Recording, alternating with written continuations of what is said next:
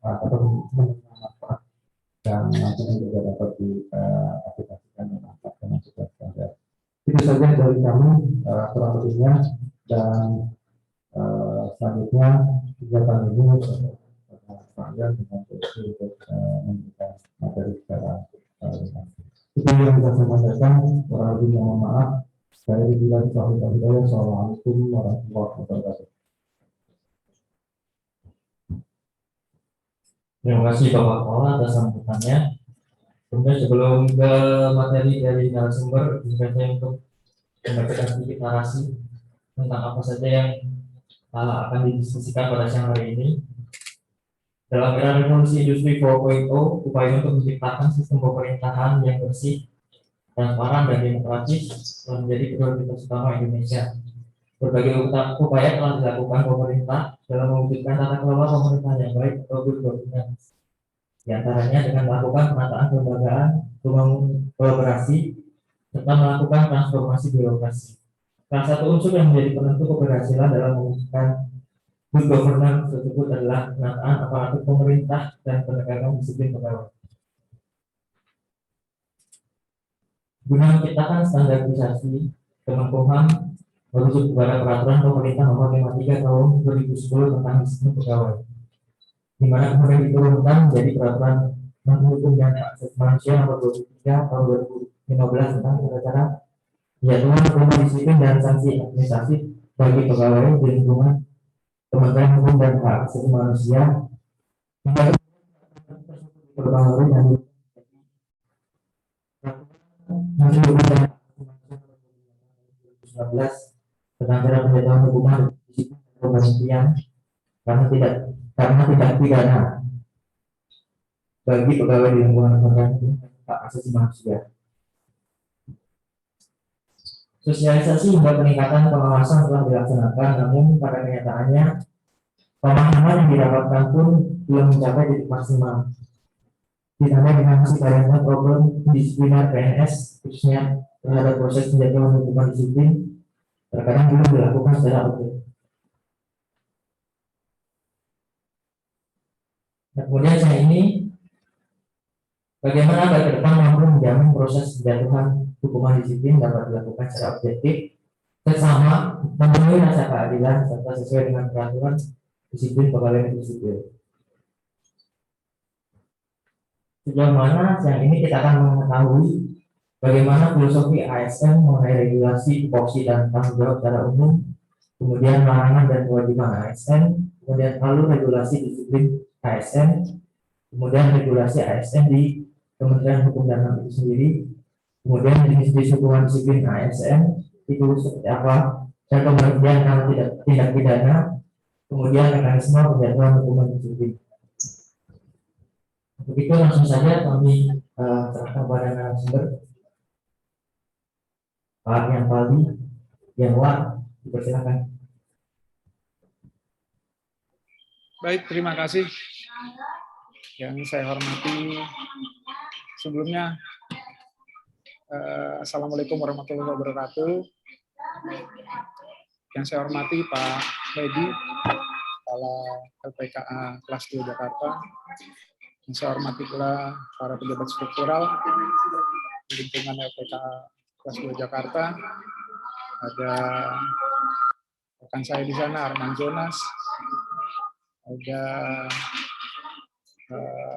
Pak Eka. Ada Mas Hari juga di sana. Yang belum saya kenal ini mungkin Mbak Bian ya. Ya, dan rekan-rekan pejabat struktural lainnya. Kemudian yang saya banggakan rekan-rekan fungsional dan pelaksana di lingkungan LPKA Kelas 2 Jakarta. Puji syukur kita panjatkan kehadirat Allah Subhanahu wa taala yang telah melimpahkan seluruh rahmat serta hidayahnya pada kita semua hingga kita dapat berkumpul di siang hari ini dalam keadaan sehat walafiat. Kemudian pada siang hari ini saya ingin menyampaikan atau ingin berbagi ilmu berbagi ilmu dengan rekan-rekan semua di LPKA kelas 2 Jakarta, yaitu terkait tentang pemahaman kita mengenai penegakan disiplin pegawai. Tentunya kita selalu berharap bahwa kegiatan-kegiatan serupa seperti ini diselenggarakan itu melalui tatap muka, karena akan lebih mudah memahami, kemudian rasa kekeluargaan pun akan timbul, karena memang kondisi pandemi, jadi kita dibatasi dengan kegiatan seperti Zoom kali ini. Mudah-mudahan untuk berikutnya kita bisa ketemu tatap muka. Sebelum kita memulai kegiatan ini, saya ingin menanyakan dulu. Untuk hari ini, rekan-rekan di LPKA ada yang terlambat atau tidak masuk kerja? Semoga nggak ada yang terlambat ya. Kemudian, sudah isi jurnal harian belum? Nah, ini yang paling utama nih. Sudah isi atau belum? Mudah-mudahan semuanya sudah isi ya, Pak Medi, untuk jurnal hariannya. Saya share dulu bahannya.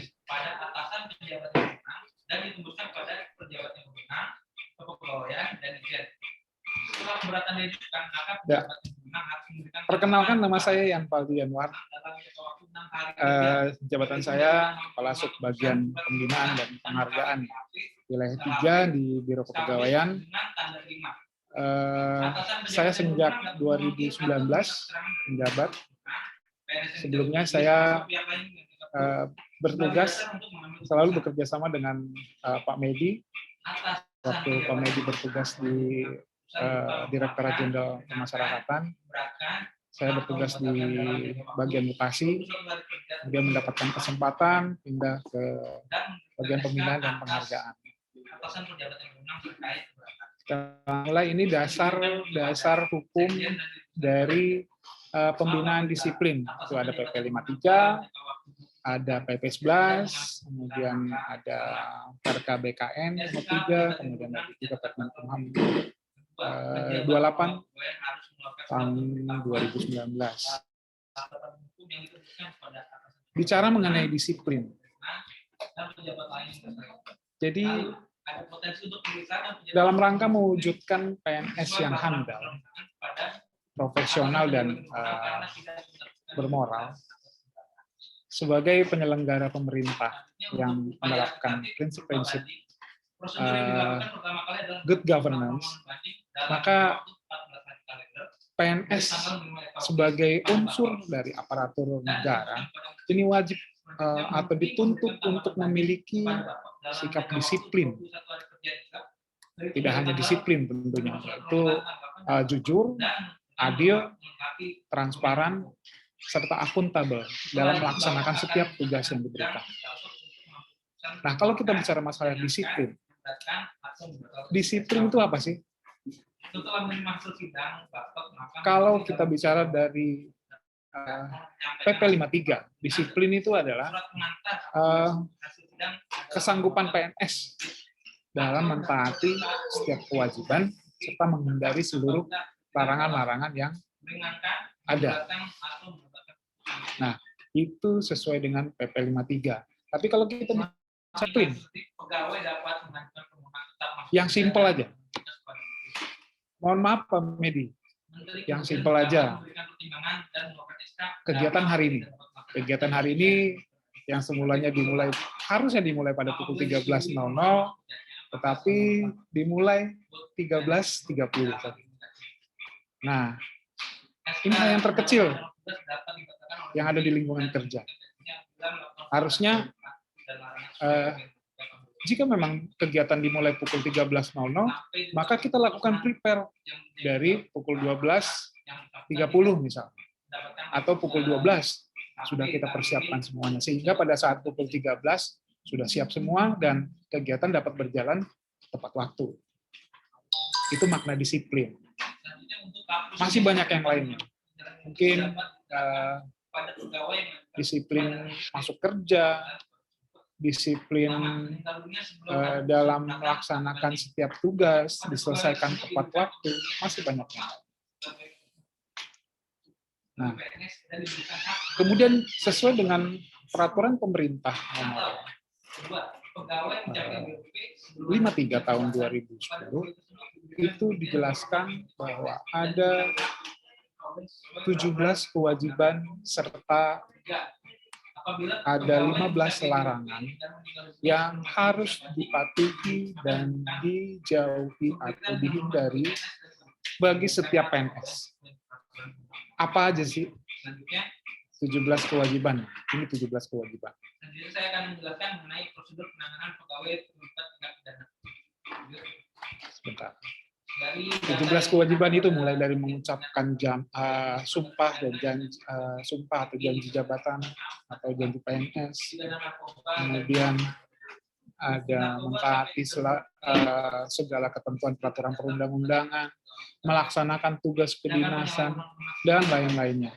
Ini ada 17. Ini bisa dilihat nanti di PP 53. Kemudian ada juga untuk larangan, ada 15 larangan yang harus dipatuhi atau yang harus dihindari. Penyalahgunaan wewenang. Nah, ini juga ada ini, penyalahgunaan wewenang yang banyak terjadi kasusnya. Kemudian ada juga menjadi perantara untuk mendapatkan keuntungan pribadi. Kemudian bekerja pada perusahaan asing, itu nggak bisa. Itu akan terkena hukum disiplin. Lalu kemudian adakah pengaruh disiplin terhadap kinerja PNS? Kalau kita lihat pengaruhnya, jika seorang PNS mampu menunjukkan disiplin pada dirinya, maka akan menjamin terpeliharanya tata tertib dan kelancaran tugas, serta mendorong PNS untuk lebih produktif, sehingga dapat memperoleh kinerja yang lebih baik. Oleh karena itu, agar PNS ini berkinerja, maka dipastikan PNS ini harus disiplin dulu. Jadi kalau dia nggak disiplin, udah nggak disiplin, ini yang jelas dia kurang dapat berkinerja dengan baik. Lalu bagaimana sebagai atasan atau sebagai pimpinan? Bisa nggak kita melakukan monitoring? Bisa nggak kita melakukan pengawasan terhadap disiplin dari bawahan kita? Bisa, Bapak Ibu. Bapak Ibu, para pejabat struktural bisa untuk melakukan monitoring terhadap disiplin serta kinerja bawahan melalui aplikasi Simpek. Di aplikasi Simpek ini bisa dibuka melalui laptop atau melalui komputer, bisa dibuka juga melalui handphone atau melalui tablet, melalui Google Play atau application store. Jadi sudah banyak platform yang disediakan untuk mengakses Simpek tadi, agar para pejabat struktural, baik itu pejabat administrasi maupun pengawas, ini dapat melakukan pengawasan terhadap kinerja dari para bawahan. Nah, ini melalui aplikasi Simpek Kumham. Ini bisa untuk melakukan pengawasan atau kita bisa melakukan monitoring. Nah, pada aplikasi ini misalkan bisa untuk melakukan pengecekan atau melakukan monitoring terhadap absensi. Nah, ini yang paling banyak ini terjadi kasus yaitu absensi. Nah, sekarang ini kan kita bisa melakukan absensi secara mandiri, yaitu melalui aplikasi Simpek absensinya. Nah, aplikasi walaupun sudah absen, namun atasan juga bisa melakukan pengawasan. Bagaimana caranya? Ketika pegawai tersebut sudah absen, namun tidak ada di tempat kerja, ini atasan bisa langsung mengambil tindakan. Bagaimana caranya, Pak Yan? Caranya bisa langsung melakukan tolak absen. Itu ada di menu absensinya.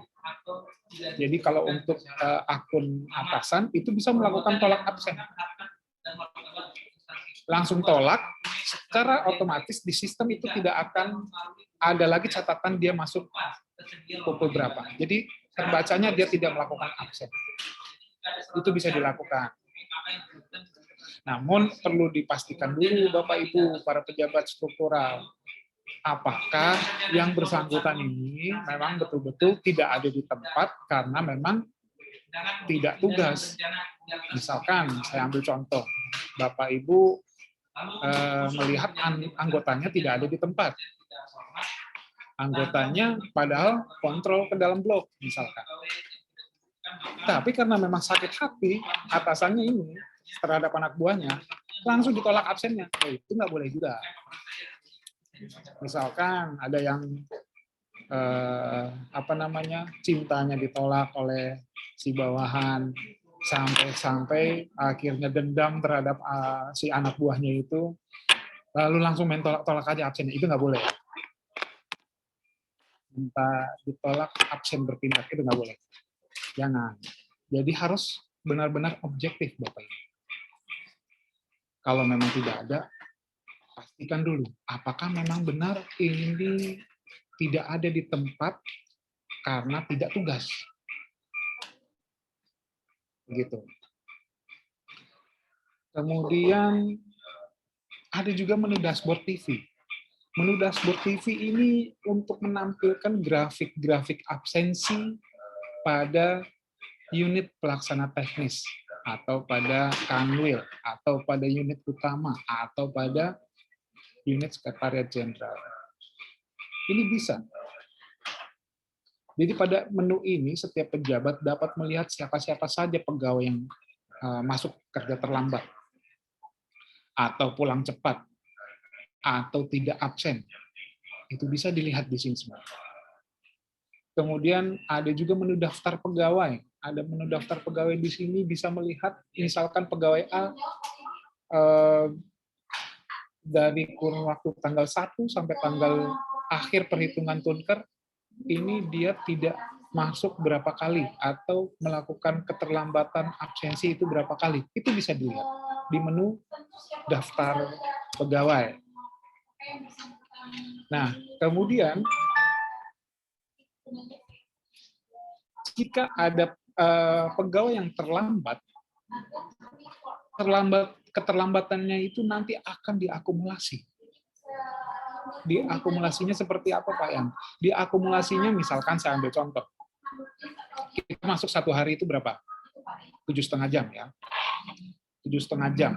Kemudian anggaplah periode perhitungan Tunker dari tanggal 1 sampai tanggal 22, pegawai A itu terlambat selama 450 menit. Anggaplah 450 menit. Jika dikonversi ke dalam jam, itu berarti 7 jam 30 menit. Maka terhitung pegawai tersebut tidak masuk selama 1 hari. Jadi jangan berpikiran kalau kita nggak masuk 30 menit nggak apa-apa, 30 menit nggak apa-apa. Atau saya ambil contoh, misalkan 30 menit diganti, kan bisa Pak Yan, 30 menit diganti di belakang. Itu terkait dengan tunjangan kinerja, bukan terkait dengan disiplin. Sehingga kalau ada pegawai yang melakukan keterlambatan, kemudian mengganti di akhir jam, misalkan harusnya pulang jam 4, lalu pulang jam 16.30, dia tetap harus membuat surat izin yang disetujui oleh atasan. Karena apa? Karena jika mengganti 30 menit itu hanya mencukupi untuk kinerjanya saja. Kalau untuk disiplin itu tetap yang bersangkutan tidak disiplin atau terlambat. Seperti itu. Jadi harus dibedakan ini antara yang disiplin dengan kinerja. Seperti itu. Nah, kemudian sama seperti yang saya infokan tadi, pegawai absen tapi tidak ada di ruangan. Ini pemberlakuannya sama dengan tidak masuk kerja. Jadi atasan langsung bisa mencatat kehadirannya, kemudian bisa langsung memberi nilai 0 pada jurnal hariannya. Ini kewenangan atasan. Lalu bagaimana, Pak? Kami ini nggak enak, Pak, untuk menjatuhi atau untuk memberi nilai 0, karena dia baik. Kalau nanti seandainya atasan tidak menjatuhi hukuman atau tidak memberi teguran kepada bawahannya, maka atasannya juga akan dikenakan hukuman yang sama dengan bawahannya jika sampai nanti tidak dikenakan kepada bawahannya. Nanti kita akan lihat. Nah, kemudian ini, bagaimana Pak terkait dengan pegawai yang tidak masuk atau tidak hadir? Nanti akan dikenakan hukuman disiplin. Bagaimana hukuman disiplinnya? Nah, ini ada 5 hari sampai dengan 15 hari. Pegawai tersebut akan terkena hukuman disiplin tingkat ringan. 16 sampai 30 hari akan dikenakan hukuman disiplin tingkat sedang. Kemudian 31 sampai 46 hari ini akan terkena hukuman disiplin tingkat berat sampai dengan pemberhentian. Ini sudah dijelaskan dalam PP 53 tahun 2010. Nah, di mana fungsi atasan terkait dengan pelanggaran ini? Jadi ketika ada indikasi bawahannya tidak hadir atau tidak melakukan absensi atau sering terlambat, jangan ditunggu sampai dengan dia dikenakan hukuman disiplin. Misalkan nggak masuk sehari, ditanya itu anak buah kenapa. 2 hari nggak masuk, ditanya lagi, kamu ada masalah. 3 harinya dia nggak masuk lagi, panggil lagi. Jadi jangan sampai bawahan tersebut sudah 5 hari dibiarin aja. Nggak masuk apa-apa, nanti yang penting kenain langsung hukuman disiplin. Jangan seperti itu. Fungsi dan peran Bapak Ibu pejabat struktural adalah melakukan pembinaan di sini. Panggil yang bersangkutan. Nah, kemudian monitoring kinerja. Monitoring kinerja juga bisa dilakukan di Sinpek, yaitu dengan SKP. Lakukan penilaian SKP-nya, beri nilai SKP-nya sesuai dengan kinerjanya, kemudian PPKP, kemudian perilaku, berikan penilaian terhadap perilakunya. Ini semua ada di Sinpek. Jurnal harian, kalau memang kinerjanya baik, berikan nilai kinerjanya itu 2. Kalau memang tidak baik, berikan 1 atau berikan 0. Nah, ini terkait dengan SKP.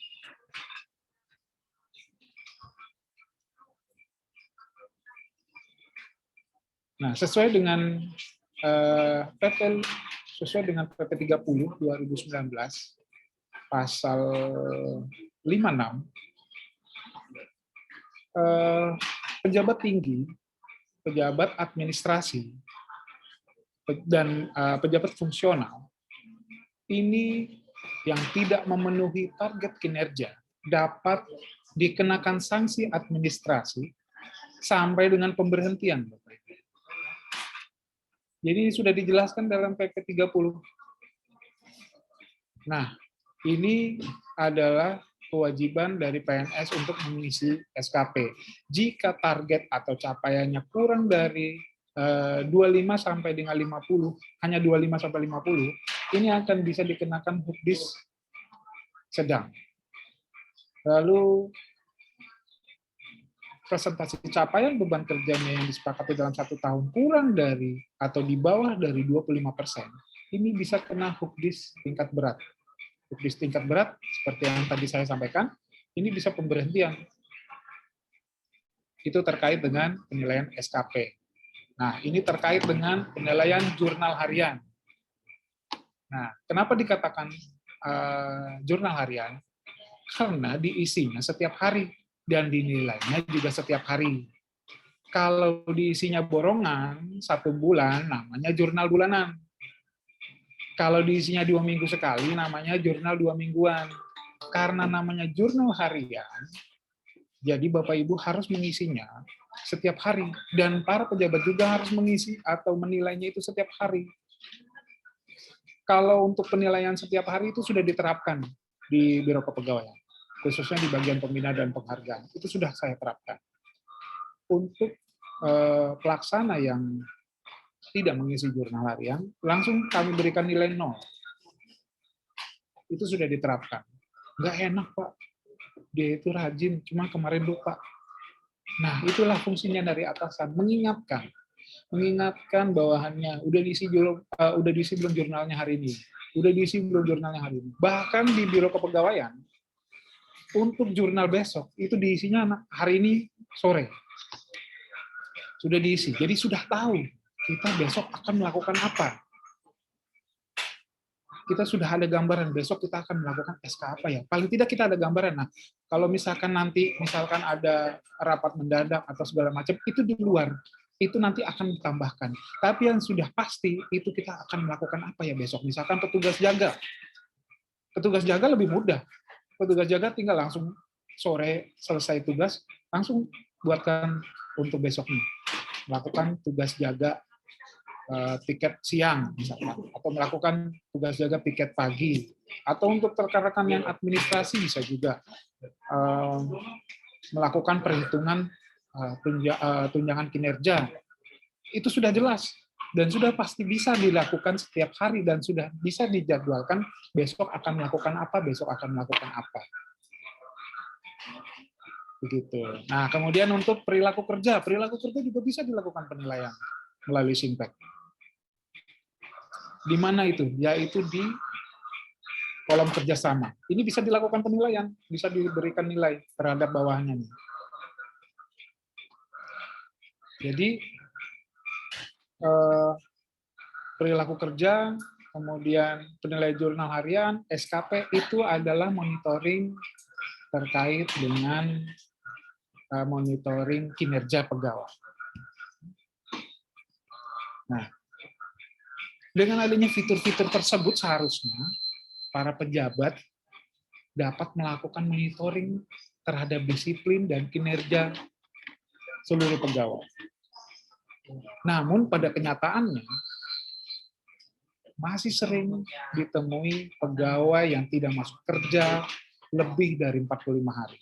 Nah, padahal pegawai yang tidak masuk kerja saja tanpa keterangan selama 5 hari, ini bisa dikenakan hukuman disiplin tingkat ringan, Bapak Ibu.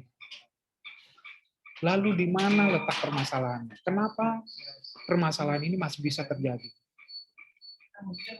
Hal ini karena kurangnya monitoring atau pengawasan dari pejabat struktural terhadap bawahannya. Sekali lagi saya tekankan Bapak Ibu, bagi pejabat yang tidak menjatuhi hukuman disiplin terhadap bawahannya, walaupun bawahannya itu terbukti sudah melakukan pelanggaran, maka atasan tersebut ini dapat dikenakan hukuman disiplin yang sama terhadap pegawai bawahannya itu yang melakukan pelanggaran. Ini sudah jelas atau sudah terdapat dalam PP 53 tahun 2010 sudah dijelaskan. Jadi peran atasan ini sangat penting.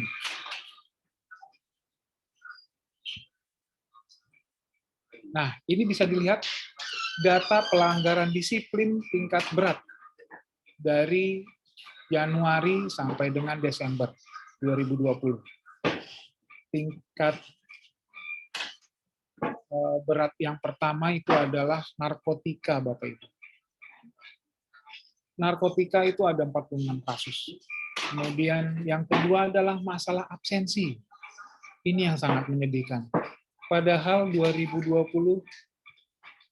absensi itu bisa melalui Simpek.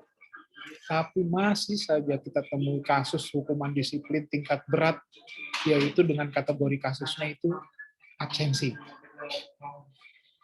Ini sampai 24 kasus bahkan. Kemudian ada juga penyalahgunaan wewenang. Penyalahgunaan wewenang ini macam-macam. Ada juga yang di imigrasi, ada juga yang di pemasyarakatan, macam-macam. Kelalaian dalam tugas, pidana umum lainnya, kemudian penipuan, penganiayaan terhadap WBP. Nah, ini ada ini. Penganiayaan terhadap WBP ini ada 3 kasus. Jadi hati-hati rekan-rekan yang bertugas, yang bersinggungan langsung dengan WBP. Nah, kemudian ini adalah tingkat dan jenis hukuman disiplin. Tingkat ringan itu ada teguran lisan, teguran tertulis, pernyataan tidak puas. Kemudian tingkat sedang itu ada penundaan kenaikan gaji berkala selama 1 tahun. Kemudian ada penundaan kenaikan pangkat selama 1 tahun. Ada penurunan pangkat 1 tingkat lebih rendah selama 1 tahun.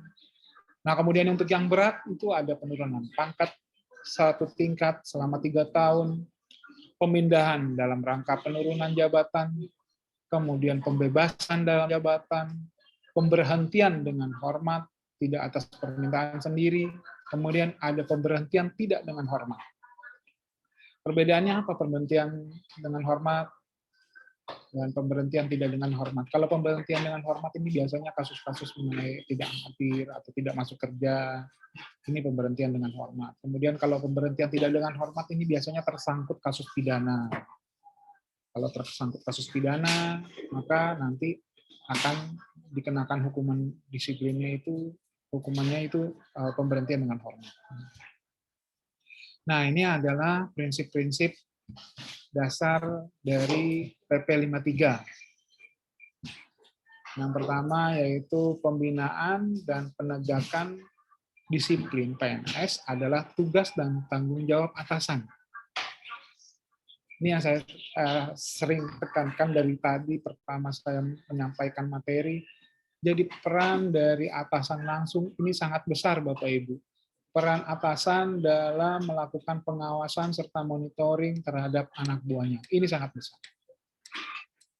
Kemudian apabila terjadi atau apabila diduga pelanggaran disiplin, adanya pelanggaran disiplin, maka yang wajib memanggil dan melakukan pemeriksaan pertama kali ini adalah atasan langsung. Jadi yang pertama kali itu adalah atasan langsung. Kemudian apabila terjadi pelanggaran, atasan wajib menghukum sepanjang itu memang menjadi kewenangannya atasannya. Jadi kalau memang itu kewenangan atasan langsung, itu wajib untuk menjatuhi hukumannya. Lalu bagaimana kalau misalkan tidak dijatuhi hukuman atau memang yang bersangkutan karena merasa tidak enak untuk menjatuhi hukuman disiplin terhadap bawahannya? Atasan langsung yang telah mengetahui dugaan pelanggaran disiplin bawahannya, kemudian tidak memanggil, tidak melakukan pemeriksaan, sampai tidak menghukum, maka atasan tersebut akan dikenakan hukuman disiplin yang sama dengan bawahannya yang melakukan pelanggaran. Hati-hati Bapak Ibu, saya tekankan sekali lagi hati-hati, jangan sampai kita karena merasa tidak enak, terus kita juga akan dikenakan hukuman disiplin yang sama. Seperti itu. Lalu kemudian bagaimana kalau seandainya bukan wewenang atasan langsung untuk menjatuhi hukuman disiplin? Maka atasan tersebut wajib untuk membuatkan laporan hasil pemeriksaan. Jadi setelah dilakukan pemeriksaan, buatkan laporan hasil pemeriksaan dan disampaikan kepada atasan dari atasan langsung untuk dijatuhkan hukuman disiplin. Jika memang wewenang dari atasan langsung. Biasanya kalau misalkan hukuman disiplin tingkat berat, itu maka nanti akan disampaikan kepada KUPT langsung menyampaikan ke Kanwil, Kanwil langsung mengirimkan kepada inspektorat. Nah, nanti setelah itu dia akan ditelaah oleh inspektorat, lalu akan dikirimkan ke Biro Kepegawaian, dalam hal ini adalah bagian pembinaan dan penghargaan untuk diproses SK Hukdisnya. Nah, kemudian yang terakhir adalah pelanggaran disiplin bukan delik aduan. Jadi oleh karena itu, setiap atasan langsung yang telah mengetahui pelanggaran yang dilakukan oleh bawahannya, maka atasan tersebut wajib untuk memanggil, memeriksa, menghukum, atau melaporkan. Oke, kemudian apa yang harus dilakukan pertama kali jika atasan menemui ada pegawainya atau ada bawahannya itu yang diduga melakukan pelanggaran disiplin? Yang pertama adalah segera lakukan pemanggilan. Lalu bagaimana melakukan pemanggilannya? Pemanggilan bisa langsung dibuat konsepnya melalui Simpek. Bisa langsung masuk ke Simpek. Jadi nanti surat pemanggilan dapat langsung dibuat di Simpek, nanti masuk ke menu disiplin, lalu nanti ada menu surat panggilan. Nanti di situ bisa membuat surat panggilan untuk melakukan pemeriksaan, kemudian surat pembentukan tim pemeriksa, kemudian surat pemberhentian pemeriksaan juga bisa, dan yang terakhir itu bisa juga membuat surat keputusan hukuman disiplin jika memang itu adalah wewenang dari atasan langsung. Dan pada menu ini juga Bapak Ibu bisa langsung menjatuhi hukuman disiplin tingkat ringan. Tingkat ringan yaitu misalkan teguran lisan atau teguran tertulis atau pernyataan tidak puas. Itu bisa langsung di Simpek. Nanti akan ada menunya, nanti bisa dilihat. Tinggal langsung memasukkan datanya saja. Formatnya itu sudah baku. Kemudian nanti bisa tinggal dirubah kalau memang ada kesalahan-kesalahan dari penulisan atau misalkan terlalu tinggi, itu bisa diatur. Nah,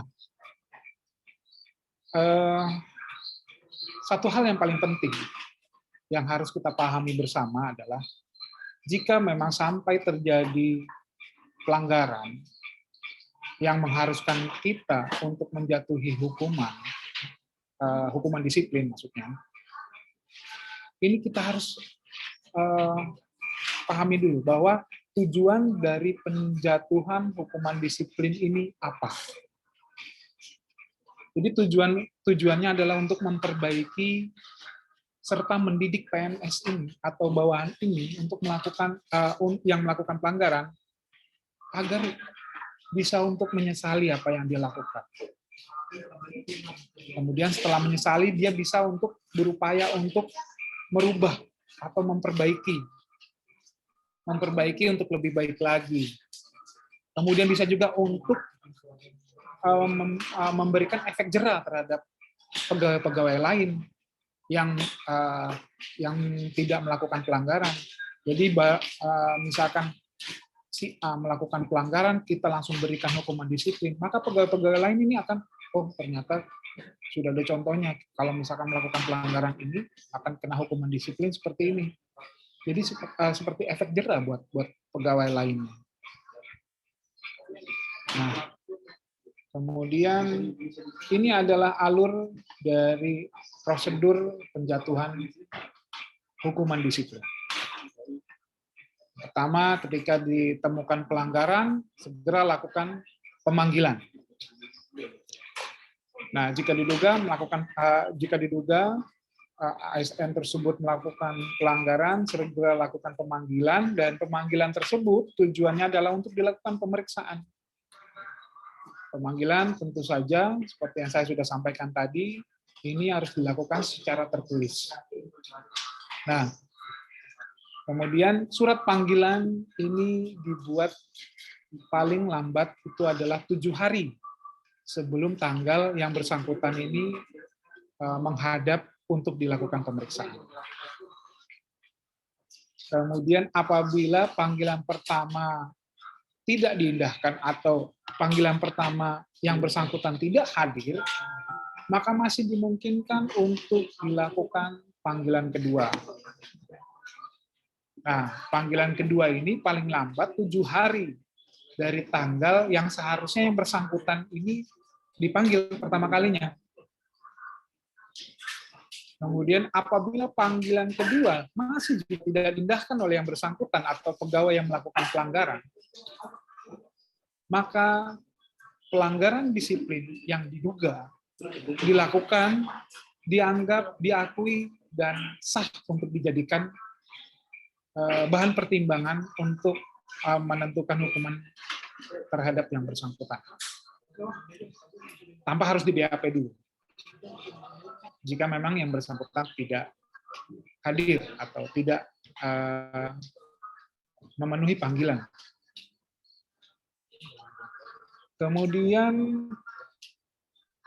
khusus untuk tidak masuk kerja yang secara terus-menerus, maka surat panggilan dialamatkan ke alamat terakhir yang dilaporkan yang bersangkutan itu ke kantor.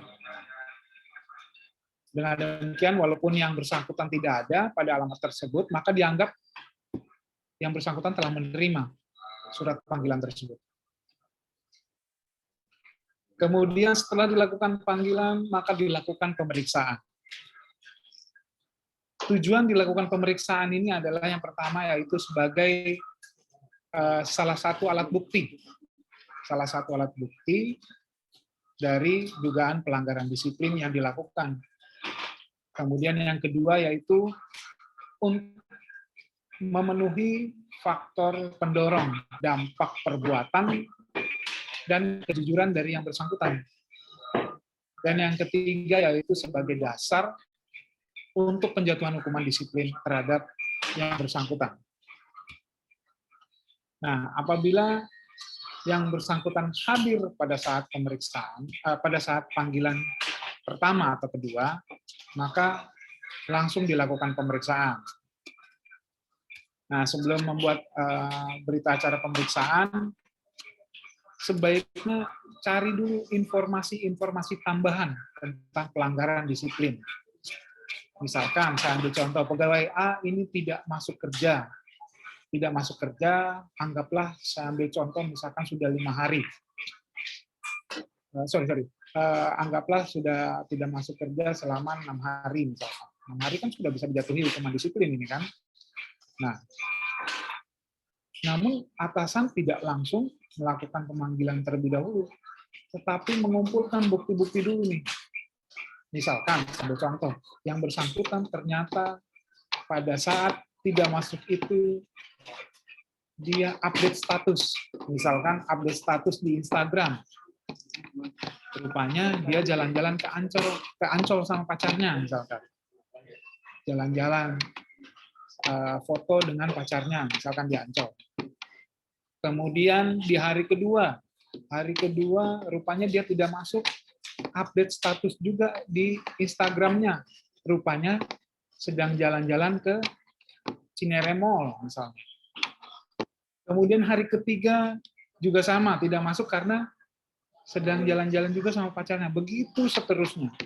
Kumpulkan data-data tersebut untuk dijadikan data dukung ketika akan melakukan pemeriksaan. Nah, kemudian pemeriksaan tersebut dilakukan secara tertutup. Hasil pemeriksaan yang dilakukan terhadap yang bersangkutan itu nanti dituangkan di dalam berita acara pemeriksaan. Nah, format dari berita acara pemeriksaan ini harus dalam bentuk tanya jawab. Nah, agar BAP atau berita acara pemeriksaan ini dibuat secara sistematis, maka sebaiknya pertanyaan nomor 2 itu berasal dari jawaban nomor 1, begitu seterusnya. Jadi saling berkaitan.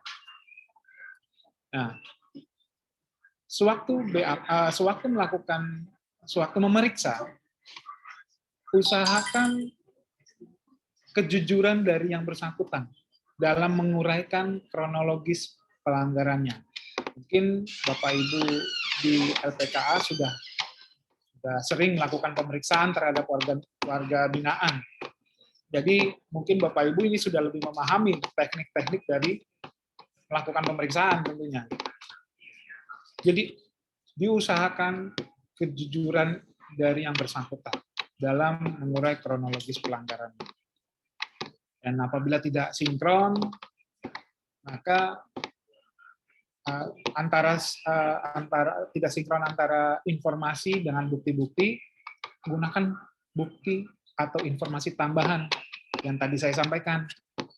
Bukti-bukti tambahan tersebut kita kumpulkan dulu sebelum kita melakukan pemeriksaan, sehingga kita bisa jadikan data tambahan pada saat pemeriksaan. Nah, kemudian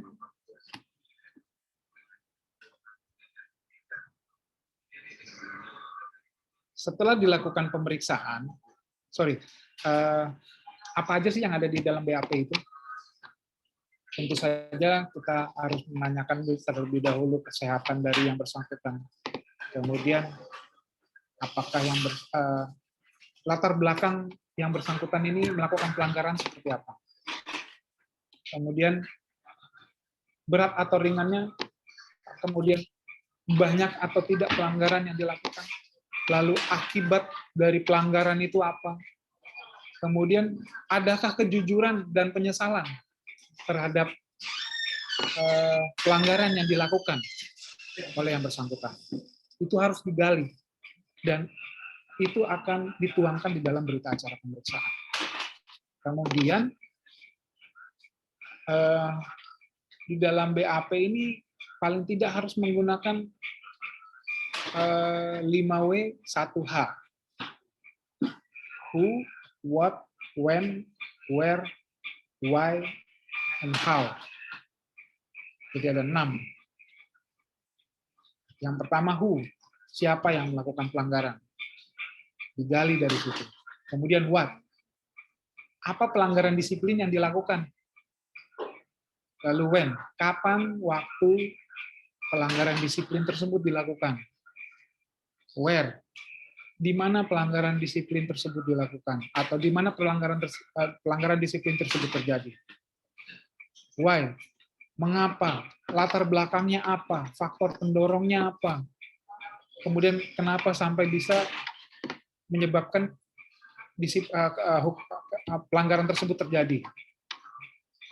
Kemudian how, bagaimana atau cara apa yang dilakukan sehingga pelanggaran tersebut bisa terjadi. Kira-kira seperti itu. Jadi itu semua tertuang atau itu semua akan dituangkan di dalam berita acara pemeriksaan. Lalu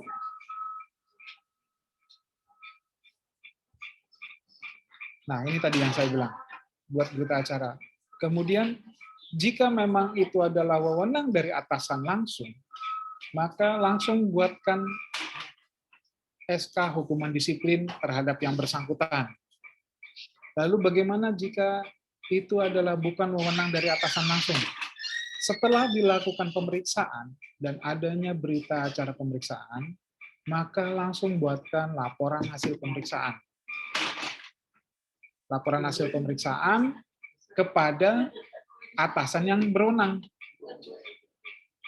Lalu setelah itu barulah atasan yang berwenang ini yang akan mengeluarkan SK Hukdis terhadap yang bersangkutan. Gitu.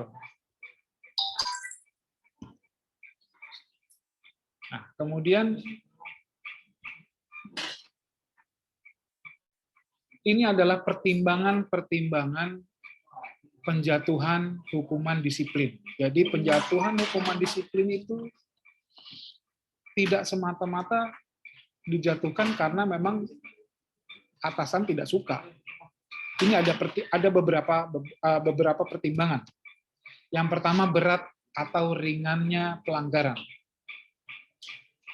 Pernah dilakukan PNS atau tidak? Pernah dilakukan atau tidak oleh pegawai tersebut?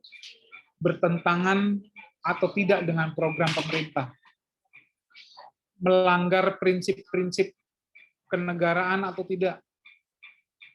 Kemudian punya resistensi tinggi atau tidak terhadap pegawai lain atau masyarakat. Kemudian dilihat juga akibat pelanggarannya. Ini ada dampak negatif atau tidak terhadap unit kerja atau instansi atau pemerintah. Kemudian menurunkan citra negatif pegawai pada unit kerja atau tidak. Kemudian menghalangi pelaksanaan tugas unit kerja atau tidak. Pelanggaran-pelanggaran yang dilakukan. Ini harus menjadi pertimbangan. Kemudian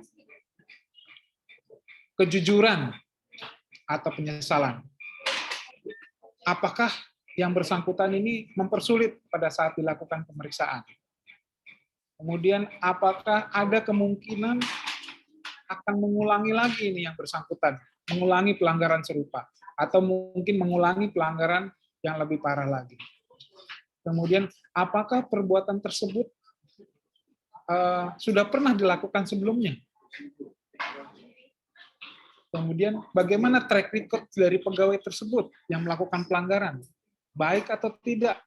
Kemudian apakah memang sifatnya terhadap yang lain juga memang kurang baik, atau bagaimana? Itu menjadi pertimbangan.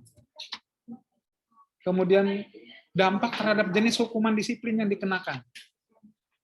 Apakah jenis hukuman yang akan dikenakan ini memberikan efek jerah terhadap yang bersangkutan?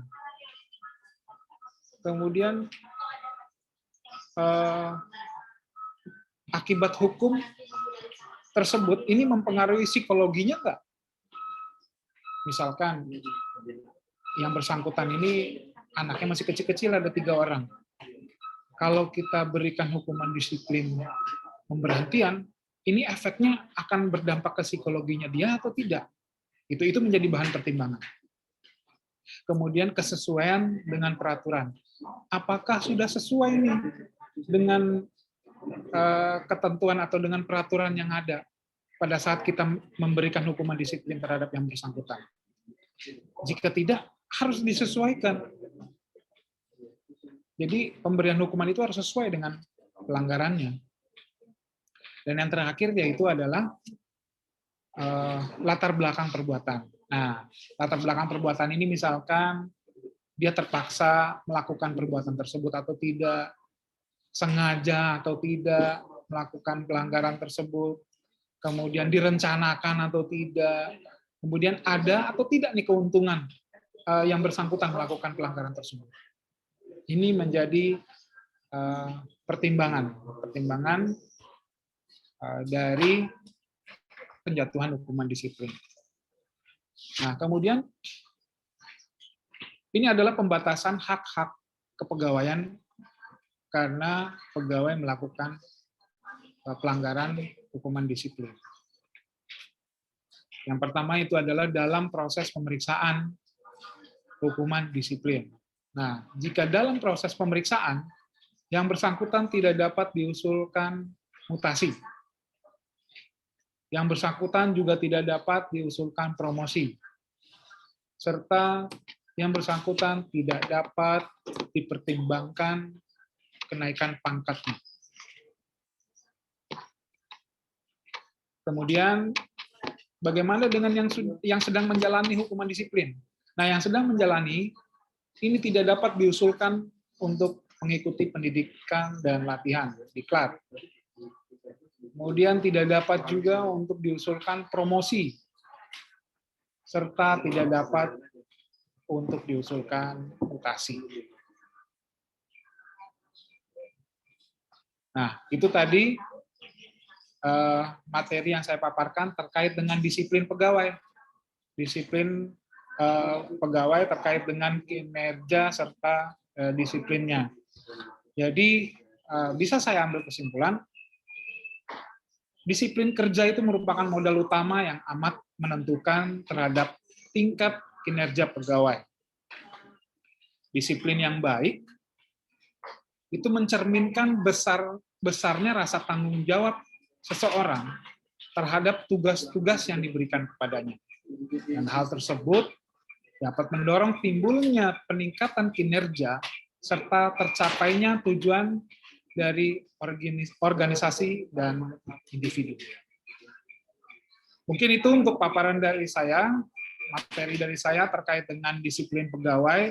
Untuk selanjutnya, materi terkait dengan pegawai yang terkena pidana dan terkait dengan banding administratif, itu akan disampaikan oleh Mbak Esti. Selanjutnya saya kembalikan ke moderator, silakan. Terima kasih. Assalamualaikum warahmatullahi wabarakatuh.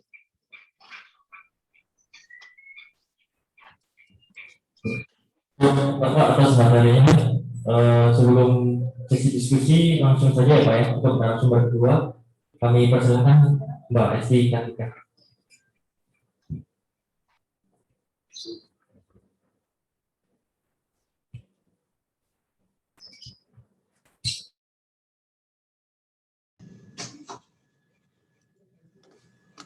Ya, izin Bapak Ibu sebentar saya coba share screen. Izin Pak, bisa saya share screen Pak? Masih statusnya masih, ya, makasih.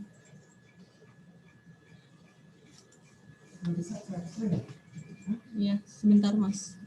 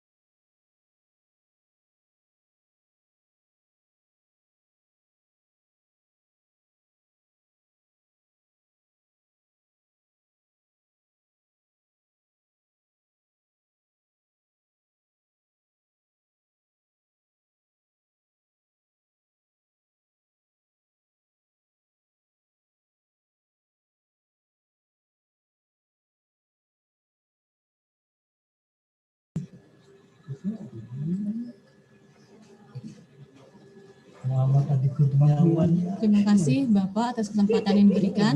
Assalamualaikum warahmatullahi wabarakatuh. Selamat siang Bapak Kepala LPKA Jakarta. Selamat siang Bapak Ibu, para pejabat administrasi dan fungsional di lingkungan LPKA Jakarta. Izin menambahkan terkait penanganan pegawai yang terlibat tindak pidana dan juga upaya administratif yang bisa ditempuh pegawai yang tidak puas terhadap hukuman yang dijatuhkan kepadanya.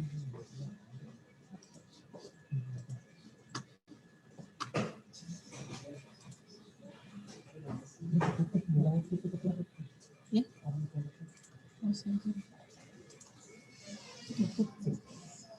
Tutup nggak Mas? Ya, kita mulai dari upaya administratif. Apa sih upaya administratif itu? Upaya administratif itu adalah prosedur yang dapat ditempuh oleh PNS yang sebentar, kenapa sih?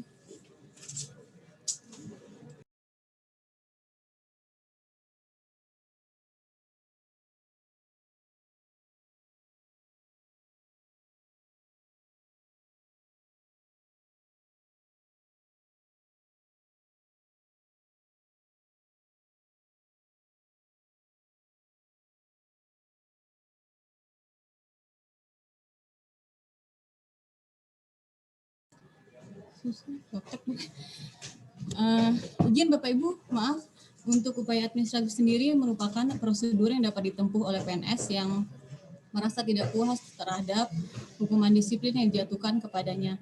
Jadi untuk upaya administratif ini terdapat keberatan dan banding administratif. Jadi keberatan itu bisa pegawai ajukan ke atasan dari pejabat yang berwenang. Sedangkan untuk banding administratif berupa pemberhentian dengan hormat tidak atas permintaan sendiri sebagai PNS, jadi bisa diajukan ke Badan Pertimbangan Kepegawaian, dalam hal ini BAPEK.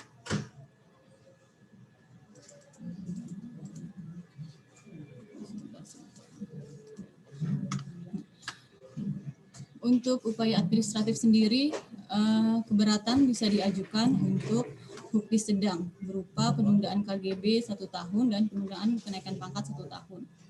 Jika bukti sedang bisa diajukan keberatan ke pejabat yang berwenang eselon 1 ke bawah. Sedangkan untuk hukdis berat, pemberhentian dengan hormat tidak atas permintaan sendiri dapat diajukan banding administratif ke Badan Pertimbangan Kepegawaian.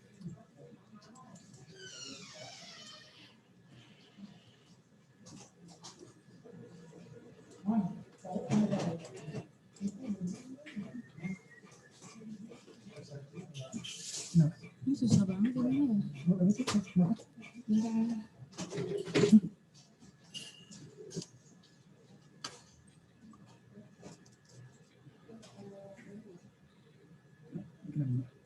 Itunya apa? Susah di ini. Sebentar.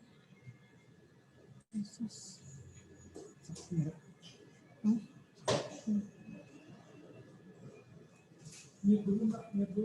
Oh iya, maaf, kendala teknis Bapak Ibu. Aduh.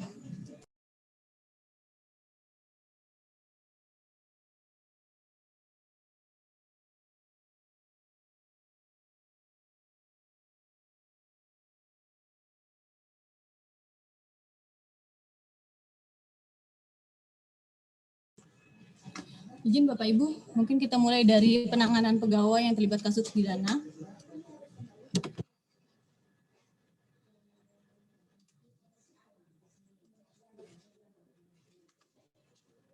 Jenis pelanggaran pidana dengan frekuensi tertinggi di Kementerian Hukum dan HAM itu ada di narkoba dan penyalahgunaan wewenang.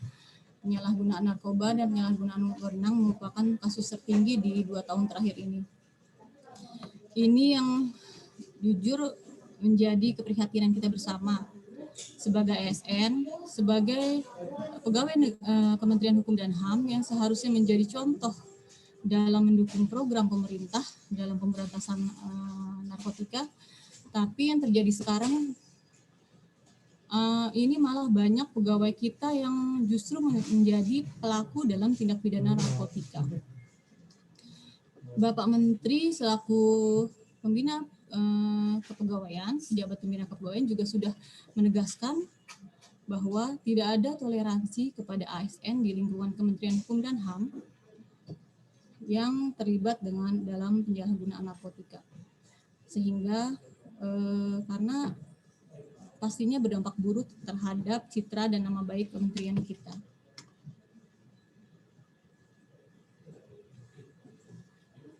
Untuk penyalahgunaan wewenang juga sesuai mungkin sharing aja, sesuai Undang-Undang Pemberantasan Tindak Pidana Korupsi, itu bisa dipidana dengan pidana penjara seumur hidup atau pidana penjara paling singkat 1 tahun dan paling lama 20 tahun dengan denda paling sedikit 50 juta dan paling banyak 1 miliar rupiah. Di sini ada dasar penindakan bagi kejahatan jabatan. Ada Undang-Undang Nomor 5 Tahun 2014 tentang ASN, kemudian ada PP 11 Tahun 2017, kemudian ada keputusan bersama Mendagri, Menpan RB, dan Kepala BKN. Ada juga surat Deputi Bidang Pencegahan KPK dan surat Kepala BKN terkait pengawasan dan pengendalian kepegawaian. Penanganan bagi pegawai melakukan tindak pidana. Sesuai pasal 276 PP 11 Tahun 2017, PNS diberhentikan sementara apabila salah satu adalah ditahan menjadi tersangka pidana. Artinya setelah adanya penahanan, adanya surat perintah penahanan dari pihak berwajib, maka yang bersangkutan wajib diberhentikan sementara sampai dengan putusan pengadilan atau sampai dengan inkrah, sampai dengan putusan pengadilan yang berkekuatan hukum tetap. Kemudian setelah inkrah, maka yang bersangkutan bisa diusulkan untuk dijatuhkan sanksi administratif maupun hukuman disiplin. Di sini kewenangan atas penerbitan pemberhentian sementara sesuai Permenkumham nomor 8 tahun 2021 untuk pembina utama muda 4C ke atas itu kewenangannya ada di Sekretaris Jenderal, sedangkan untuk 4B ke bawah di unit pusat, dan penata muda tingkat 1, 3B sampai dengan 4B di Kanwil dan UPT itu kewenangannya ada di Kepala Biro. Kemudian penata muda 3A ke bawah itu kewenangannya ada di Kepala Kantor Wilayah.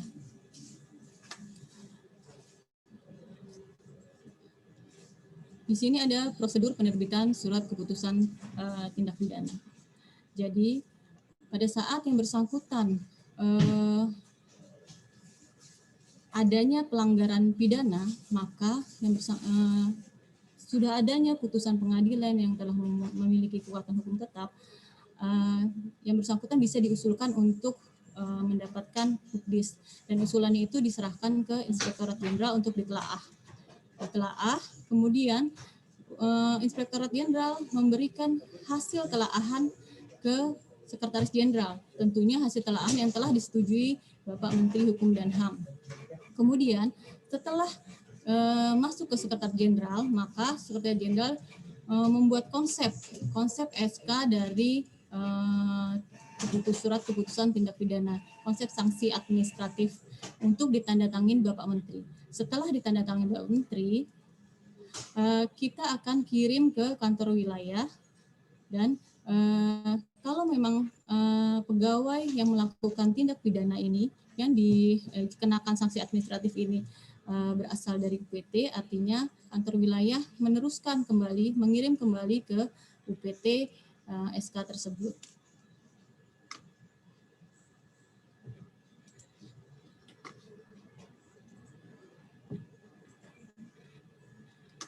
Di sini ada jenis sanksi administratif untuk pelanggaran pidana. Untuk pidana yang dilakukan secara berencana dan dengan pidana di bawah 2 tahun, maka diberhentikan dengan hormat tidak atas permintaan sendiri. Sedangkan untuk perbuatan pidana yang dilakukan dengan berencana dan dengan pidana di atas 2 tahun diberhentikan tidak dengan hormat. Dan untuk pidana di bawah 2 tahun dan dilakukan tidak berencana, maka diberhentikan dengan hormat tidak atas permintaan sendiri.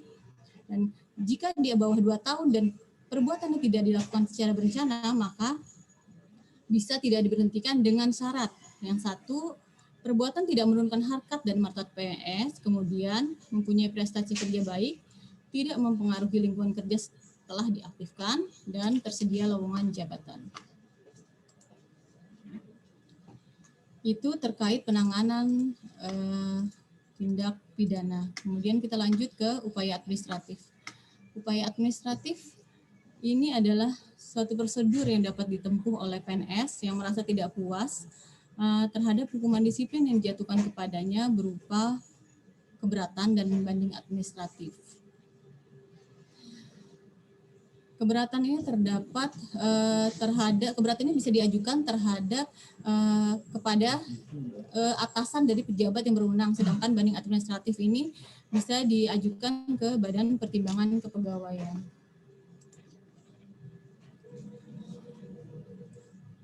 Apa saja sih hukdis apa saja sih yang bisa diajukan keberatan, dan hukdis apa saja yang bisa diajukan banding administratif? Untuk hukdis sedang berupa penundaan KGB selama 1 tahun dan penundaan KP selama 1 tahun bisa diajukan keberatan. Dan untuk hukdis berat berupa pemberhentian dengan hormat tidak atas permintaan sendiri bisa diajukan banding administratif ke Badan Pertimbangan Kepegawaian.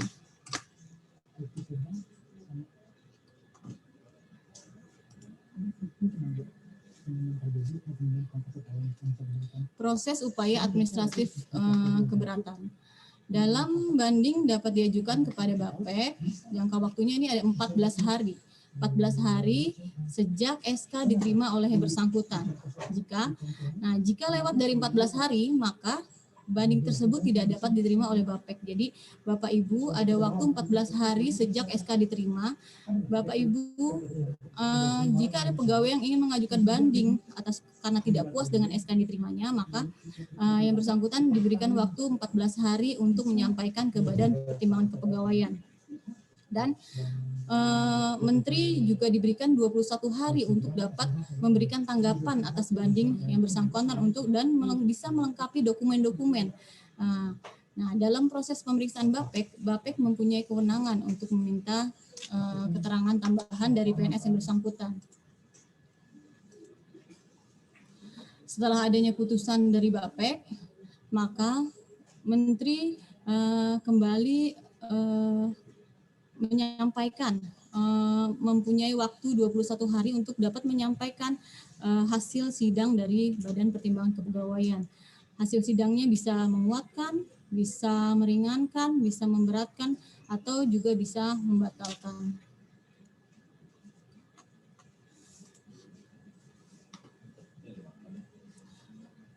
Masa banding administratif. Dan untuk pegawai yang sedang mengajukan banding ke Badan Pertimbangan Kepegawaian dapat mengajukan izin melaksanakan tugas selama proses banding. Banding bisa diajukan ke banding ke Menteri Hukum dan HAM, itu bisa Bapak Ibu lihat di Perka BKN nomor 221 tahun 2010. Dalam masa melaksanakan tugas, yang bersangkutan tetap mempunyai hak atas gaji. Jadi selama yang bersangkutan melaksanakan tugas, yang bersangkutan masih mempunyai hak atas gaji. Kemudian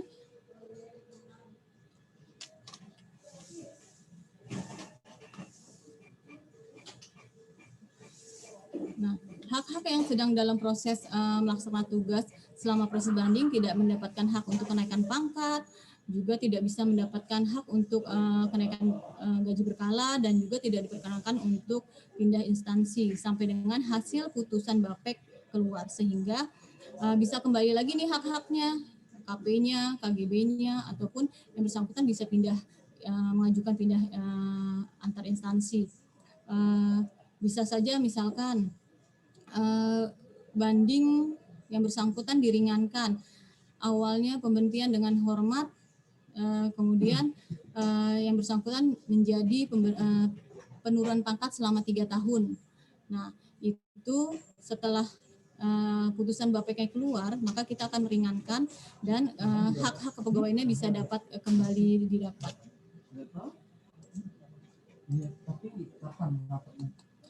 Ada hapusnya kewajiban menjalani hukdis. Jika PNS meninggal dunia sebelum ada putusan keberatan atau banding, maka PNS tersebut kita berhentikan dengan hormat. Dan saat PNS tersebut mencapai batas usia pensiun sebelum ada putusan keberatan, yang bersangkutan kita berhentikan dengan hormat juga. Kemudian untuk banding administratif, saat yang bersangkutan masuki batas usia pensiun dan meninggal dunia, maka yang bersangkutan kita berhentikan dengan hormat. Ini seperti yang saya jelaskan di atas. Untuk upaya administratif, banding dan keberatan, itu banding bisa dilakukan ke Badan Pertimbangan Kepegawaian dengan hasil putusan menguatkan, meringankan, dan membatalkan. Dan kalau memang hasilnya itu menguatkan, maka kita akan membuatkan surat pengantar untuk mengirim atau menyampaikan putusan BAPEK tersebut. Sedangkan untuk keputusan meringankan atau membatalkan, kita akan membuatkan SK Menteri Hukum dan HAM terkait meringankan dan membatalkan tersebut. Untuk upaya administratif berupa keberatan, seperti yang dijelaskan di awal, bahwa Keputusannya pun sama, menguatkan, meringankan, dan membatalkan. Mungkin itu saja yang bisa saya sampaikan terkait upaya administratif dan penanganan pegawai yang terlibat dengan tindak pidana. Saya kembalikan ke moderator. Terima kasih, Pak. Terima kasih sikapnya untuk materi yang kedua. Untuk selanjutnya sesi tanya jawab. Bapak Ibu yang ingin bertanya dipersilakan. Mungkin yang join via Zoom meeting bisa bertanya juga.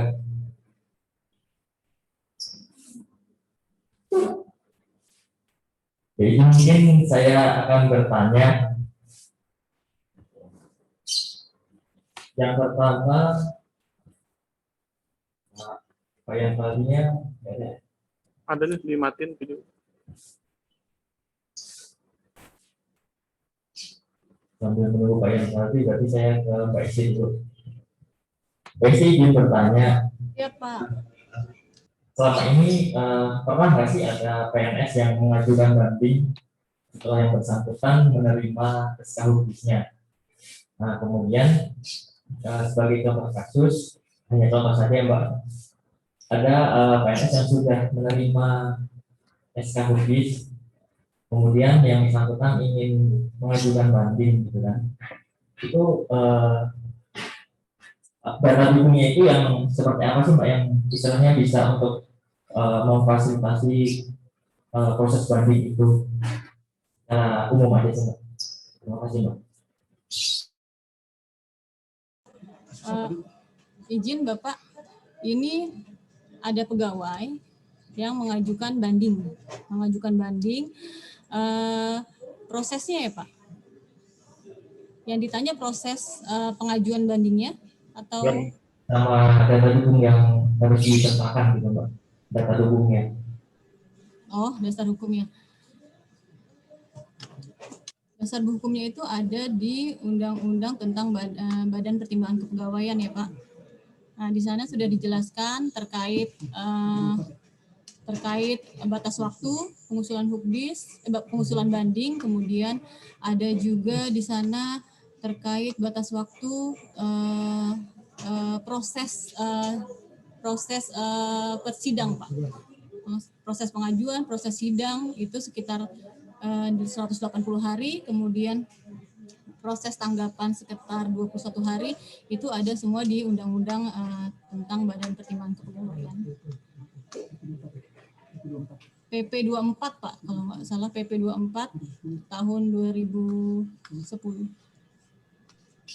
Kalau untuk data dukungnya Pak, data dukungnya berupa laporan tertulis atau awalnya itu. Jadi yang bersangkutan mengajukan secara tertulis Pak, selama 14 hari itu. Kemudian apa saja sih dilengkapi? Artinya kenapa dia mengajukan banding? Alasan apa yang mendasari yang bersangkutan untuk mengajukan banding? Jelaskan kenapa dia sampai misalnya nih Pak ya, dia diberhentikan dengan hormat tidak atas permintaan sendiri karena tidak masuk kerja tanpa alasan yang sah selama 50 hari kerja. Nah, di banding bisa dijelaskan kenapa sampai 50 hari kerja dia tidak masuk, alasannya apa. Misalkan mungkin alasan-alasan tentunya yang masuk akal dan krusial yang bisa menjadi pertimbangan di sidang BAPEK. Itu Bapak alasan-alasan yang artinya bisa menjadi pertimbangan lah untuk BAPEK bisa meringankan atau bahkan membatalkan putusan.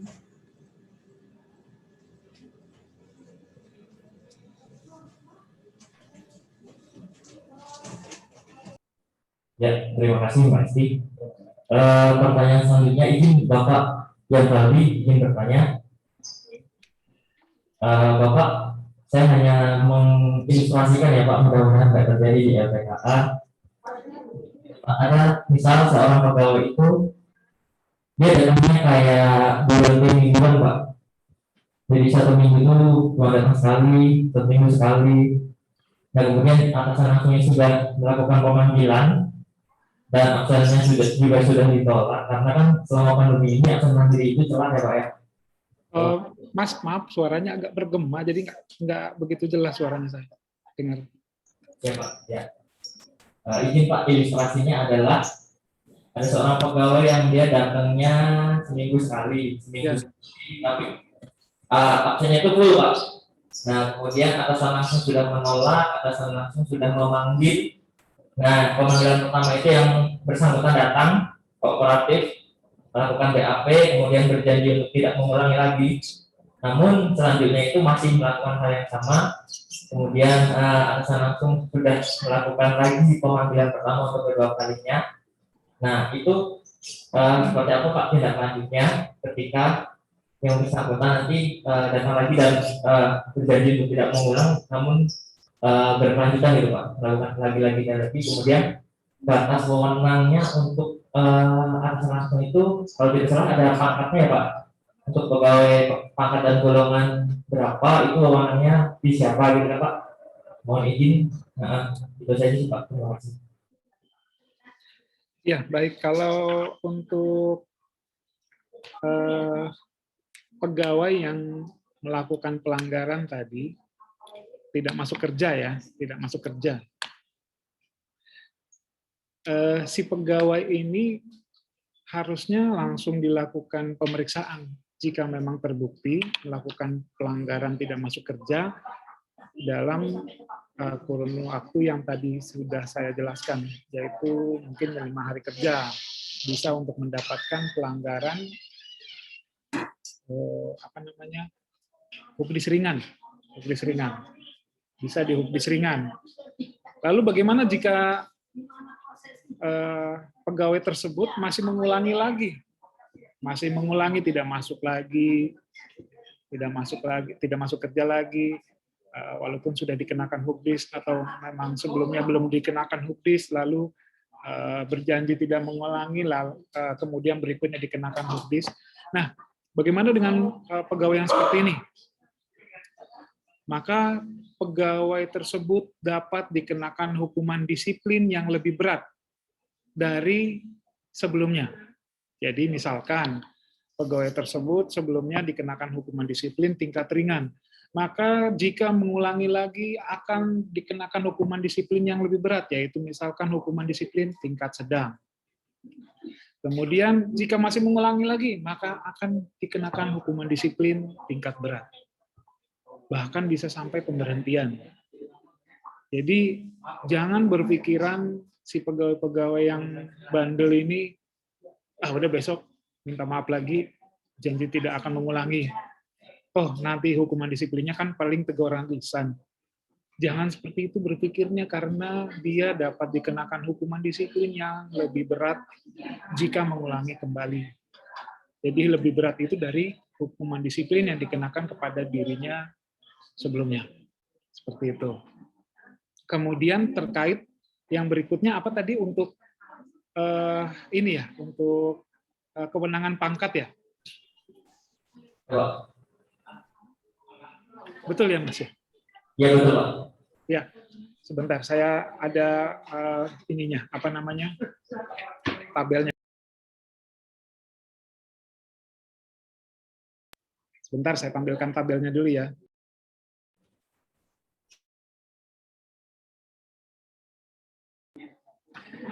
Jadi memang ada kewenangan-kewenangan dari pangkat, berdasarkan pangkat. Saya akan coba tampilkan. Sebelumnya mohon maaf Bapak Ibu kalau memang suaranya tadi pada saat saya presentasi agak terdengar ramai, karena ada 3 kegiatan serupa yang berlangsung dalam ruangan ini. Jadi suasananya mungkin cukup ramai dan agak-agak bising, jadi kurang konsentrasi mendengarkannya. Jadi ada 3 kegiatan serupa. Sebentar.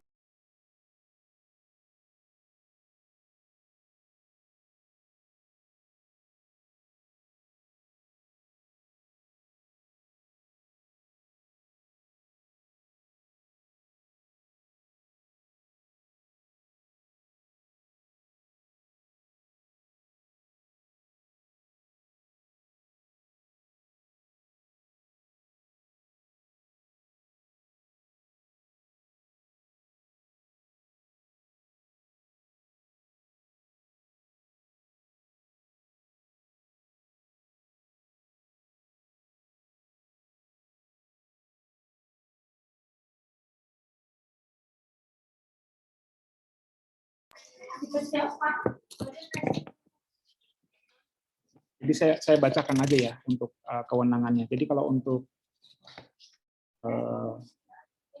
jabatan strukturalnya itu eselon 1, itu hukbis beratnya itu yang memberikan adalah presiden. Kemudian jabatan lain yang pangkatnya itu, untuk yang eselon 2, sama ini untuk yang menjatuhkan atau pejabat yang berwenang menjatuhkan hukbis itu presiden. Kemudian eselon 3 ke bawah ini PPK pusat. Ini yang berwenang untuk menjatuhkan hukuman disiplin. Kemudian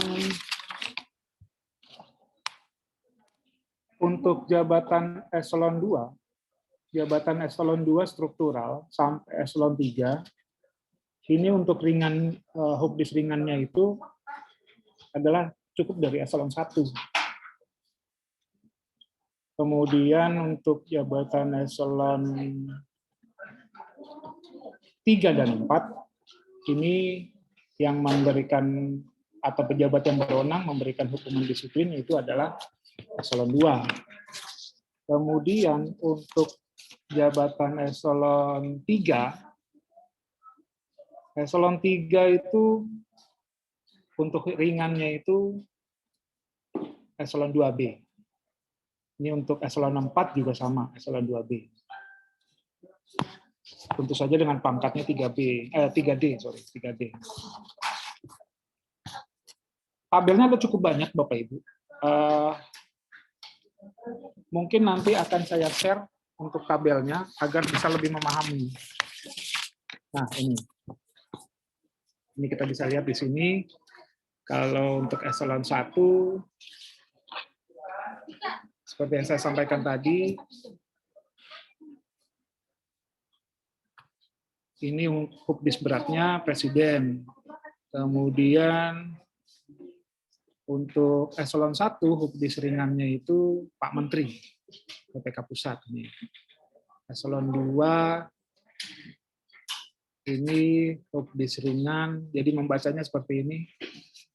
Jenis hukuman disiplinnya yaitu kan ada hukbis sedang, hukbis berat, kemudian pejabat yang terkena hukbis itu di kolom kedua itu ada eselon 2 yang berwenang menjatuhkan hukbis yaitu PPK Pusat, yaitu Pak Menteri.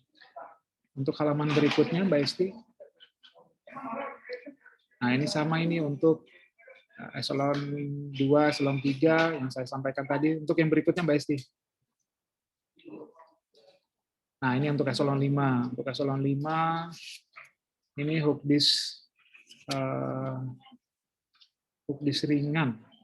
Hukbis ringannya itu eselon 4 atau setara. Kemudian yang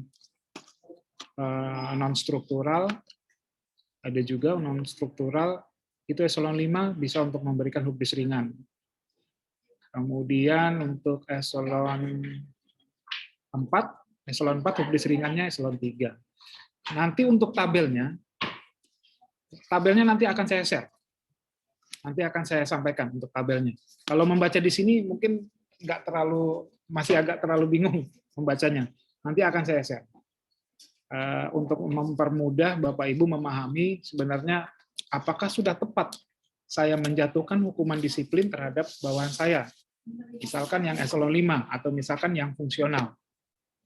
Nah, perlu juga diketahui kan terkadang rekan-rekan fungsional ini berpikir bahwa walaupun dia tugasnya itu adalah di bawah kepala seksi, namun dia selalu berpikiran bertanggung jawab penuh ke kepala UPT atau Pak Kepala LPKA. Namun terkait dengan hukbis, pejabat yang ada di atasnya ini berhak untuk melakukan pemeriksaan Jadi jangan berpikir dia bertanggung jawab ke KUPT, enggak. Dia bertanggung jawab terhadap pejabat yang ada di atasnya, sama seperti pelaksana. Jadi dalam Permenpan berapa saya lupa. Dalam Permenpan itu diatur bahwa pejabat fungsional itu bertanggung jawab terhadap pimpinan tinggi pratama, kemudian pejabat administrator. Jadi tidak hanya pejabat pimpinan tinggi pratama saja, pejabat administrator juga, tergantung si fungsional ini berada di mana. Gitu. Jadi hilangkan paradigma bahwa pejabat fungsional ini untouchable atau yang bisa menghukum hanya KUPT. Tidak seperti itu. Jadi dia tetap bisa dilakukan pemeriksaan oleh atasannya di mana dia bertugas. Misalkan dia bertugas di seksi apa kalau di LPK ini? Mungkin untuk kalau di lapas biasa itu misalkan dia bertugas di subseksi registrasi kah, atau dia bertugas di subseksi Binpas kah, atau bertugas di administrasi keamanan kah, dia bertanggung jawab terhadap pejabat yang menduduki jabatan di tempat tersebut. Kira-kira seperti itu penjelasannya. Nanti untuk tabelnya saya share ya.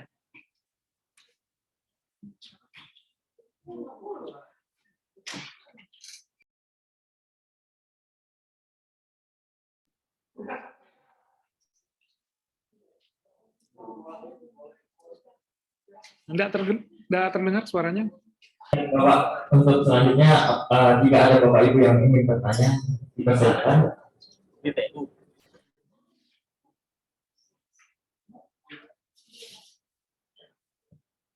Martin atau Bu Esti, mungkin saya ingin menanyakan mungkin semacam contoh ya di kami ya.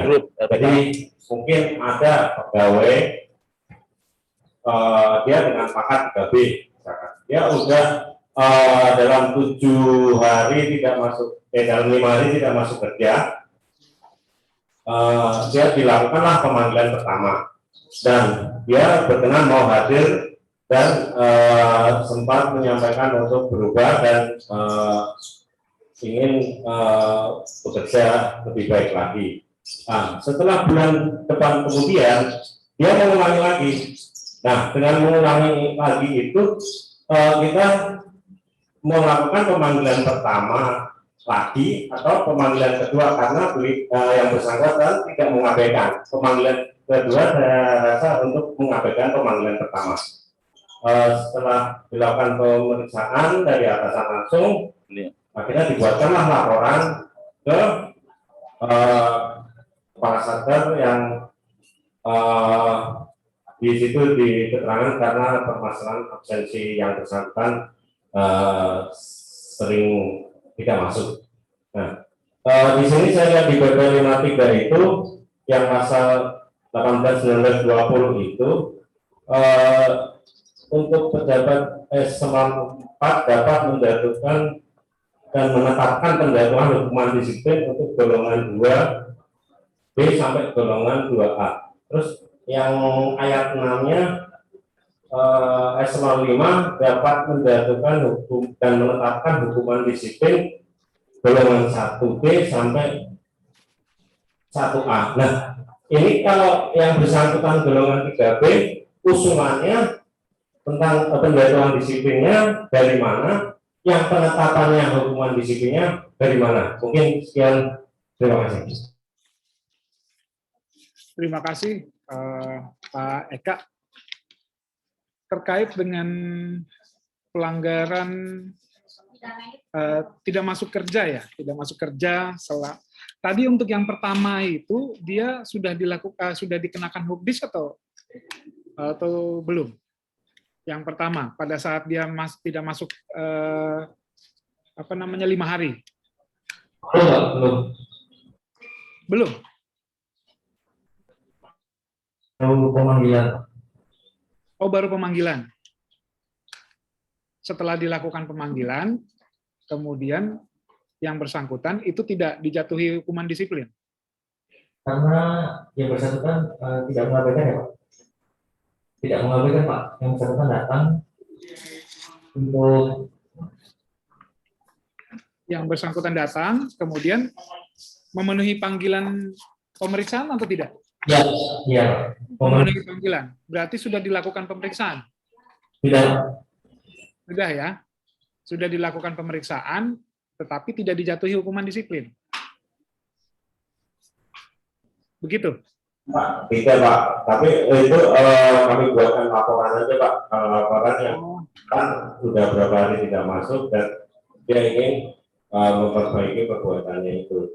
Dan itu pun kita sebenarnya sambil merayu dia untuk bekerja lagi Pak, sebenarnya dia sudah tidak menginginkan untuk aktif kembali, gitu Pak.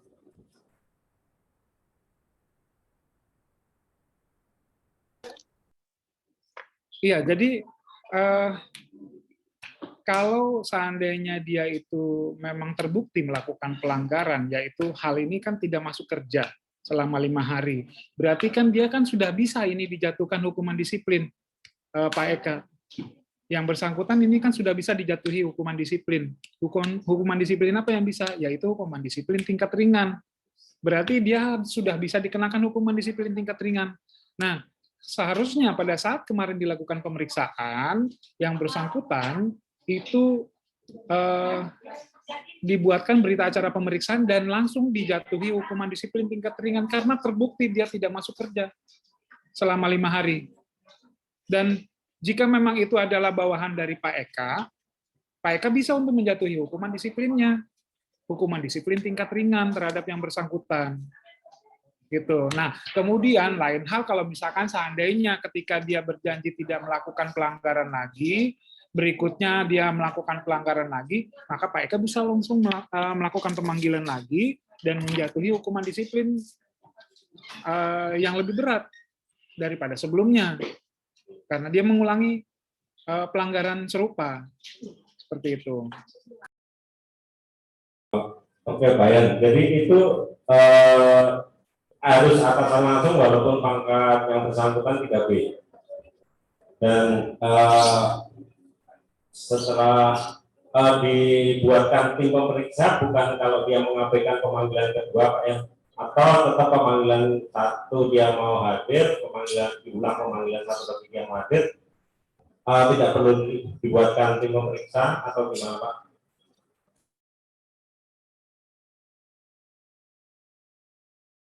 Kalau untuk KUPT, dia kalau pangkatnya 3B ya? Oke, 3B berarti, ya bisanya berarti nanti yang menjatuhi hukuman disiplin Pak Medi.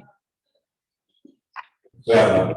Medi. Jadi nanti yang menjatuhi hukuman disiplin itu Pak Medi. Nanti Pak Eka buatkan laporan hasil pemeriksaan. Itu sudah dibuatkan?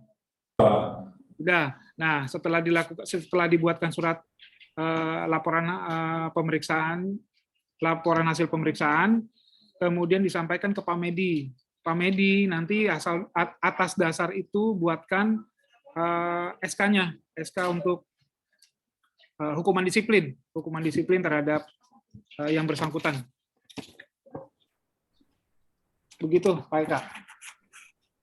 Jadi nggak perlu untuk dari usulan atasan langsung, nggak perlu ya? Dengan laporan itu aja sudah cukup Pak ya? Laporan hasil pemeriksaan dengan berita acara pemeriksaan. Ya, terima kasih Pak. Iya Pak.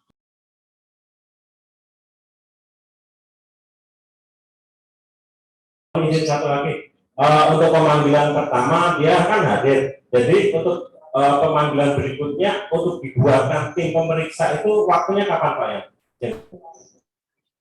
Kalau dibuatkan tim pemeriksa ini sebenarnya kan ini kan pelanggarannya kan pelanggaran ringan ya, hukuman disiplin tingkat ringan lah ini. Kalau misalkan tingkat ringan tidak dibentuk tim pemeriksa juga tidak masalah. Jadi yang memeriksa itu cukup atasan langsung saja.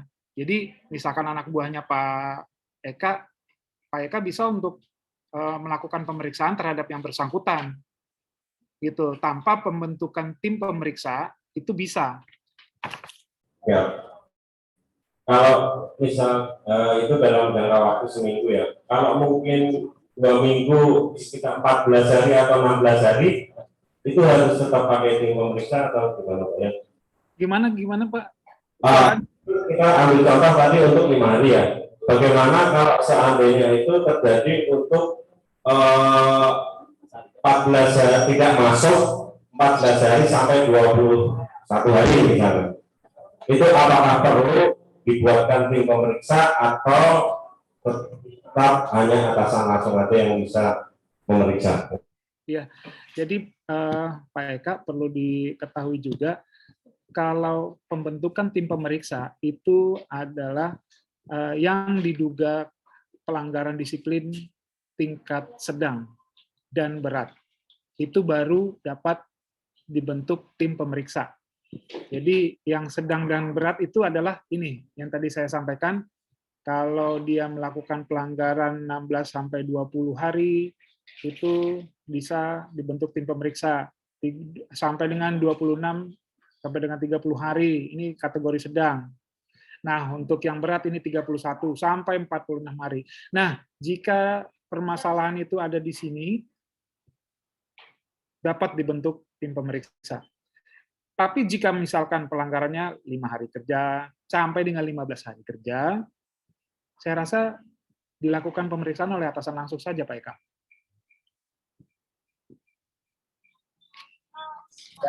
Terima kasih atas informasinya.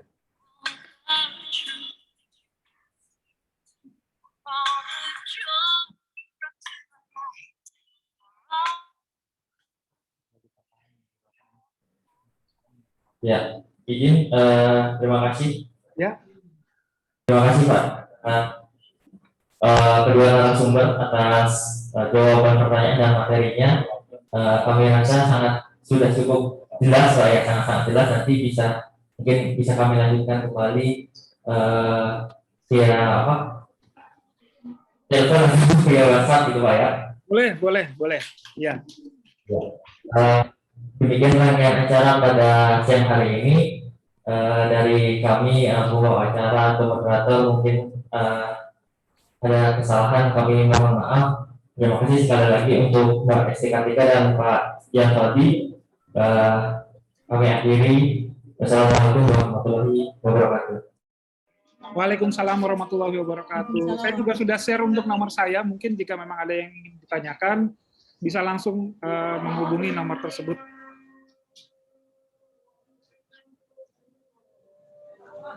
Saya dari tadi kok nggak ngeliat Ajo ya? Ajo kemana Ajo? Arman Jonas. Sedang ada acara Zoom juga Pak. Sedang ada acara Zoom juga. Oh oke. Ya, baik. Baik, terima kasih semuanya. Salam dengan Pak Medi. Saya izin undur diri. Terima kasih. Assalamualaikum.